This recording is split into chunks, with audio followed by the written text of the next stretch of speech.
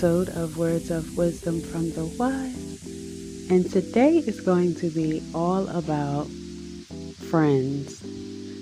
Should you keep them or should you have new friends? Do you need new friends or can you keep your old friends?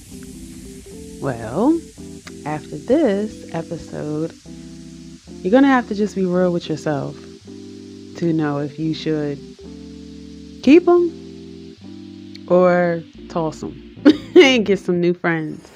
And by the way, a lot of people have been screaming no new friends. Me personally, I'm screaming all new friends. Okay, I'm screaming all new friends. But let's get into it. So you guys, if you have friends that you are telling your dreams to, your visions to, and they always seem to just like get quiet, or they just seem to, have something negative to say, or, oh, you can't do that, or how you going to do that? I don't think you're going to do that. You know what I'm saying? Like, me personally, one of my friends in Miami, well, we're not friends anymore. I had plans to travel and do different things. And he's like, you never going there. You're never going there. And I'm just like, and I'm all in my feelings, really, expressing my, my wants and my desires. And and he's quiet the whole time. And then he says like, oh, you're not going to go there. I don't think you're going to go there. And it's just like, wow, like, it's really not that deep. It's really just like, it's really just a flight away type of thing. But he was very negative about it. And I just was like, you know what? Okay. But when he said that, I really didn't say anything. I just was like, took a mental note. Like, okay, well, you're going to be cut. And I'm not saying, cut someone just because they're behaving like that. But I am saying take a mental note, and just like the scripture says, try every spirit. Never take someone at face value, or like a one-time run-in with them, a situation like, oh, we had a good time at the barbecue or whatever the situation may be. Try that spirit. You know what I'm saying? Like, in a lot of situations, you have friends and family to try them. They ask for something, tell them no. And I'm telling you, I think that's going to really ruffle some feathers. So tell them no and see how they behave. See their mannerism when they hear you say no. Like, what did they say? How do they act? What was the energy you felt? Because you guys got to realize you really have to get in touch with your energy and your spirit. You know what I'm saying? Because that is the key to everything. The discerning of spirits is very important. So you guys, tell them no. Try your friends. You know what I'm saying? And ladies, if you are in a happy relationship, please stop telling your friends about you and your man and pillow talking to your man about your friends and all of that type of stuff. Please just stop it. Okay? Because for one, if that is your friend, that's your relationship with her. That's your man, that's your relationship with your man. You know what I'm saying? You don't need to cross the two. Even if they are around each other, you don't need to add extra stuff, because come on, we all know how the story ends, and it's not nothing new. There's nothing new under the sun. Okay, trust me. You're gonna allow them to peep interest, and the next time you go to work, you already know how it happens. Is that all friends? No. Is it a lot? Yes. Okay, so stop that, fellas. If you on the sideline lurking, hey. But stop telling your homies about your girl, though, and stop telling your girl about your homie, because she may be like, damn, I picked the wrong friend, and then you know how the story ends. So anyway, I have a scripture for you guys. This is Proverbs 27:17. It's I would say it's one of my favorites, but like, anyway, Proverbs 27:17. Iron sharpeneth iron, so a man sharpeneth the countenance of his friend. Now, at the beginning, I said, should you keep your friends or should you cut them? This is going to determine it. So let me ask you, is your friend sharpening you, helping you get better, helping you get further towards your visions, your dreams? Are they there for you, or, when are they celebrating you? Can you go to them in confidence and they actually, honor that confidentiality? Or are they talking behind your back? Do you hear like little things that, from someone else that, you only told them? If that's the case, you guys, just like they said, when somebody shows you who they are and how they are, believe them. Believe them. And this leads me also to forgiveness. Do I think that you should forgive someone that effed you over? Yes. However, because listen, if we don't forgive them, the Most High won't forgive us. And we know we are sinners and we need His forgiveness. We need His mercy and patience, all of those good things. So yes, you should forgive that person. However, the perception of forgiveness, people think you gotta forgive. That means to stay in the midst of that person, stay connected, stay in contact, like everything is all good. Like, no, the forgiveness is for you. Not to have that, like that ill feeling. Like if a bus is riding down the street, you wouldn't mind if they stepped in front of it type feeling. It's those feelings. Like that's forgiveness. Like, you don't have those feelings anymore. And on some occasions, I get that a lot of things, something could have really hurt you. So sometimes it's needed for you to go to the Most High and pray in the name of His Son. Pray to Him and ask Him for strength to forgive this person. Sometimes it is that deep, but at the end of the day, you have to forgive them. But back to what I was saying, when you forgive them, you don't have to be in the midst of them. And they're going to try to throw that guilt trip like, oh, well, if you forgave me, you still holding grudges, because they can't come and lay in the middle of your bed anymore. They can't come over and and get a chance to stab you in the back again. No, I forgive you. I have no ill feelings. I wish you well, but you got to go over there with that. You know what I'm saying? Like block, shift, alt, delete, whatever you got to do. Get rid of them. That's fine. That's forgiveness.